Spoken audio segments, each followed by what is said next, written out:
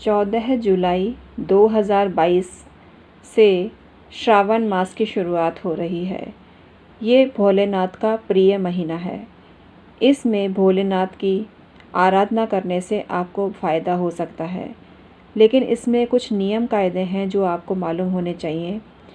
पूरे माह भी श्रावण के व्रत करते हैं लोग, और सोमवार भी करते हैं, और चतुर्दशी पे भी व्रत किया जाता है, प्रदोष पर भी व्रत किया जाता है, और मंगला गौरी के व्रत भी इस माह किए जाते हैं।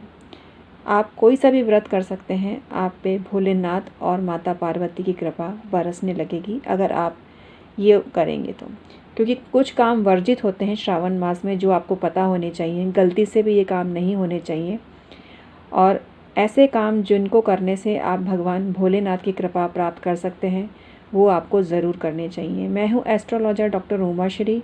मेरे चैनल में आपका स्वागत है। आइए आज का वीडियो शुरू करते हैं। शिव जी ऐसे देवता हैं या ऐसे भगवान हैं जो शीघ्र ही प्रसन्न हो जाते हैं, थोड़ी सी भक्ति से ही प्रसन्न हो जाते हैं और वरदान दे डालते हैं।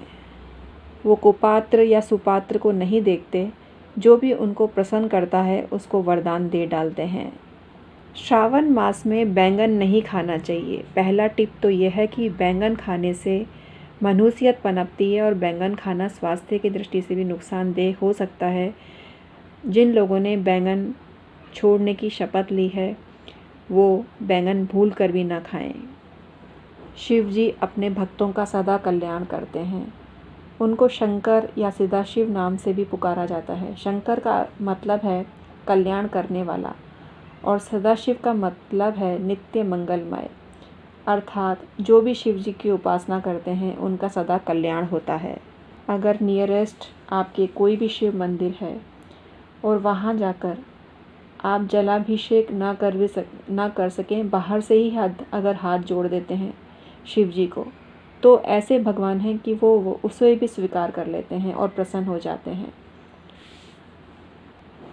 शिव जी के मंदिर में परिक्रमा करने से आपको फ़ायदा हो सकता है, लेकिन शिव जी की परिक्रमा अन्य परिक्रमाओं से भिन्न है।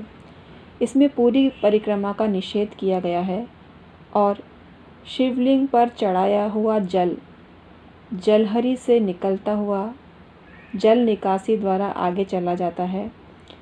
तो जलधारी के जल को गंगा माना गया है, और शास्त्रों के अनुसार गंगा को उल्लंघा नहीं जाता है।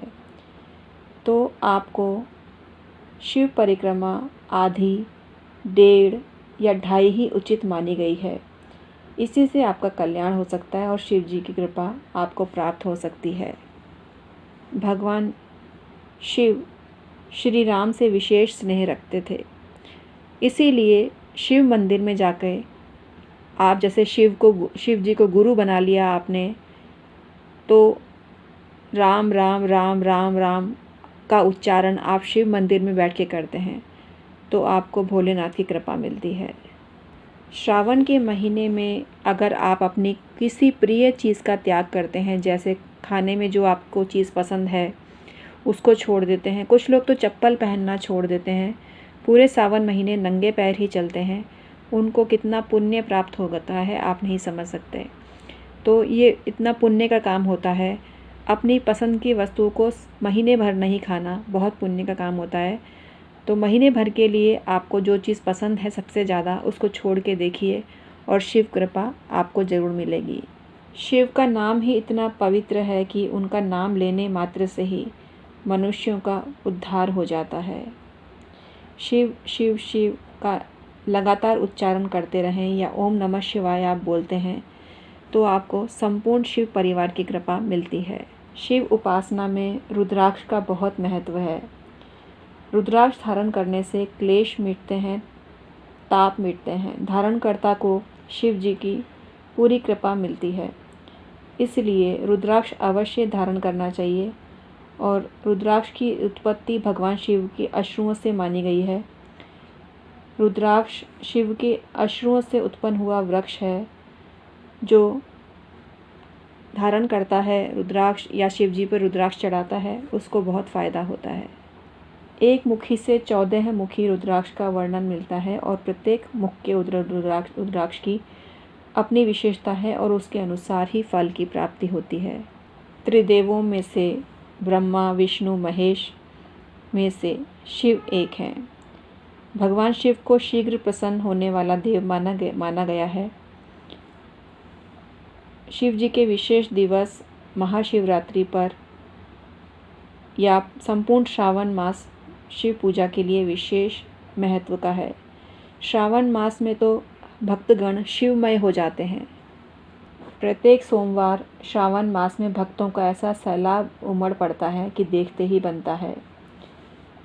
इस माह आपको कुछ चीज़ों का सेवन नहीं करना चाहिए, जैसे काली चीज़ें हैं। काली चीज़ों का सेवन श्रावण मास में नहीं करना चाहिए। शिव पूजन में जो सामग्री काम में ली जाती है उसमें बिल्व पत्र, आंकड़ा और भांग प्रमुख है। नाग केसर अगर आप शिव जी पर चढ़ाते हैं तो आपको धन की प्राप्ति होती है। दूध, दही, घी से भी अभिषेक किया जाता है। अलग अलग अभिषेक से आपको अलग अलग फ़ायदे होते हैं। शिव जी की पूजा करते समय पूर्व की तरफ मुख होना चाहिए। हर मनोकामना के लिए शिव जी को अलग अलग पदार्थ चढ़ाए जाते हैं, अर्पित किए जाते हैं। भगवान शिव की पूजा में विशेष रूप से धतूरा, श्वेतार्क, नीलकमल, बिल्वपत्र और भांग विशेष रूप से शुभ फलदायी होते हैं। इनको भगवान शिव पर अवश्य ही अर्पित करना चाहिए। शिव मंदिर में बैठ के ओम जूम सह, ओम जूम सह, ओम जूम सह, ये महामृत्युंजय लघु मृत्युंजय मंत्र पढ़ने से आपको बहुत फ़ायदा होता है और शिव कृपा आपको मिलती है, दीर्घायु आपको प्राप्त होती है।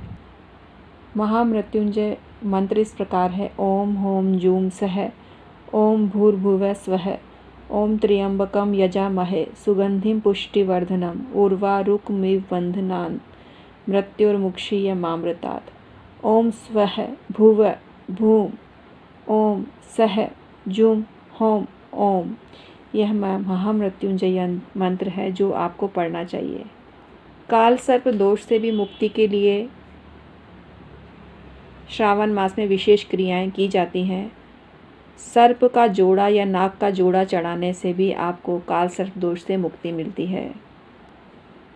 आपको सावन मास के प्रथम सोमवार को शिव मंदिर में जाके पूजा करनी है और जो उपाय आपको करना है वो बहुत फ़ायदे वाला है, मैं आपको बताती हूँ।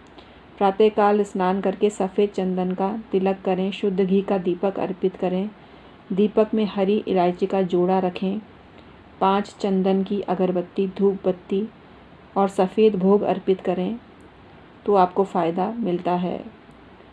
भगवान शिव के समक्ष अगर आप 250 ग्राम साबूदाना, 125 ग्राम अखंडित चावल, एक लाल चुनरी जिस पर सफ़ेद गोटा लगा हो और नकद दक्षिणा रखते हैं तो आपको फ़ायदा होता है।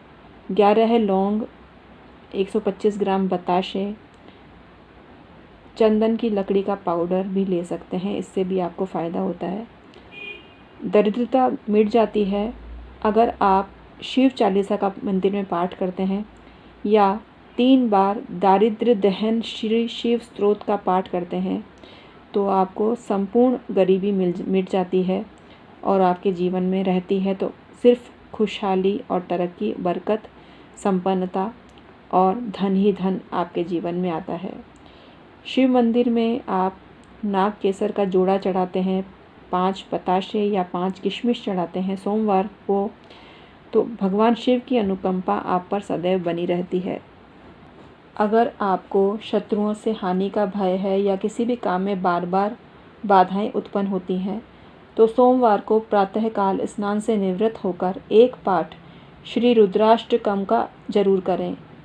भगवान शिव की कृपा से सब दुख, शत्रु, क्लेश समाप्त होते हैं और हर काम में आपको सफलता मिलती है। इसी तरह से महामृत्युंजय मंत्र भी बहुत फ़ायदे का है। रोग शोक से मुक्ति के लिए महामृत्युंजय मंत्र का जाप करने से अभीष्ट फल की प्राप्ति होती है। गंभीर रोग की स्थिति में भी इसका पाठ कराया जाता है तो आपको लाभ होता है। श्रावण मास में जो मनुष्य श्री शिव चालीसा पढ़ता है उसको बहुत फ़ायदा होता है और शिव की कृपा उन पर हमेशा बनी रहती है। अब हम आपको बताने जा रहे हैं भगवान शिव के 108 नाम। वैसे तो उचित रहेगा कि भगवान 108 शिव के 108 नाम किसी और वीडियो में आपको बताएं, क्योंकि यहाँ विषय का विस्तार भी हो रहा है और समय का मतलब विस्तार भी हो रहा है, तो उचित रहेगा भगवान शिव के 108 नाम पर किसी अन्य वीडियो में आपको बताएं। भगवान शिव इसके लिए हमको क्षमा करें। शिव पूजा हो और बिल्व पत्र उसमें ना हो, ऐसा हो ही नहीं सकता। आशुतोष भोलेनाथ बिल्व पत्र को सदा पसंद करते हैं और उनको सबसे प्रिय है। पूजा करते समय शिव की प्रसन्नता के लिए ओम नमः शिवाय बोलकर या शिव पंचाक्षर स्तोत्र बोलकर या बिल्वाष्टकम बोलकर बिल्व पत्र शिव पर अर्पित करने से आपको फ़ायदा होता है। अखंड बिल्व पत्रों द्वारा एक बार जो भी मनुष्य भगवान शिव जी का पूजन करता है वह शिव जी के परम धाम को प्राप्त करता है। जो मनुष्य चतुर्दशी के दिन भगवान शिव का पूजन करता है, जाप करता है, वह सब पापों से मुक्त हो जाता है। बिल्व पत्र में माँ लक्ष्मी का भी वास है। बिल्व पत्रों द्वारा शिव जी का पूजन करके सभी कामनाओं को पाया जा सकता है और गरीबी से छुटकारा पाया जा सकता है। बिल्व पत्र से बढ़कर महादेव को प्रसन्न करने वाली दूसरी कोई वस्तु नहीं है। अतः शिव पूजन में शिव जी को बिल्व पत्र अवश्य ही अर्पित करना चाहिए। जो मनुष्य शिव शिव शिव इस प्रकार से दिन भर जाप करता रहता है वह पवित्र और श्रेष्ठ हो जाता है। वह धर्म, अर्थ, काम, मोक्ष को प्राप्त करता है। शिव नाम के उच्चारण मात्र से जीवों का सभी पाप नष्ट हो जाते हैं। शिव शब्द का अर्थ कल्याण है, तो जिसकी जुबान पर कल्याणकारी शिव का नाम रहता है वह बाहरी और अंदर से शुद्ध हो जाता है। शिव परिवार की तस्वीर अगर आप अपने घर में रख के पूजा करते हैं तो आपको अच्छा फल मिलता है। शिवलिंग कभी भी घर में नहीं रखना चाहिए, लेकिन नर्मदेश्वर शिवलिंग और पारद शिवलिंग घर में रख के पूजा की जा सकती है। पारद धनप्रद होता है।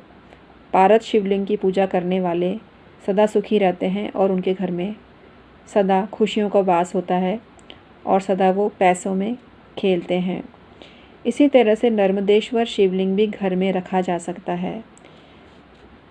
तो आज हमने आपको बताया श्रावण मास में क्या करें क्या ना करें। भगवान भोलेनाथ की कृपा पाने के लिए अनेक उपाय आपको बताए, ऐसा आपको अवश्य करना चाहिए। सावन मास में किसी की चुगली ना करें, बुराई ना करें, निंदा ना करें, इससे आपको नुकसान हो सकता है, तो ऐसा काम आपको नहीं करना चाहिए। अपनी भक्ति से शिव जी को प्रसन्न करना चाहिए और जो उपाय हमने आपको बताए वो आपको करने चाहिए। आज का वीडियो इतना ही था, आपको पसंद आया होगा। मैं हूँ astrologer doctor Uma Shri. 100% astrology होती है हमारे चैनल पर, तो इसको सब्सक्राइब भी कर लीजिए। अगर आपकी रुचि ज्योतिष, तंत्र, मंत्र, वास्तु में है, पूजा पाठ में है, तो ये चैनल आपके बहुत काम का है। मैं डेली ऐसे वीडियो डालती हूँ जो आपको फ़ायदा पहुँचा सकते हैं। आज का वीडियो समाप्त करने से पहले ओम नमः शिवाय, जय महागौरी, जय नंदीश्वर, जय प्रथम पूज्य भगवान गणेश सबसे पहले आपकी जय हो। रिद्धि सिद्धि माता की जय हो। शुभ लाभ की जय हो। संतोषी माता की जय हो। माता गौरी की जय हो। मंगला गौरी की जय हो। कार्तिकेय की जय हो। देवसेना माता की जय हो। वीरभद्र भगवान की जय हो। नंदीश्वर की जय हो। संपूर्ण शिव पंचायत की जय हो।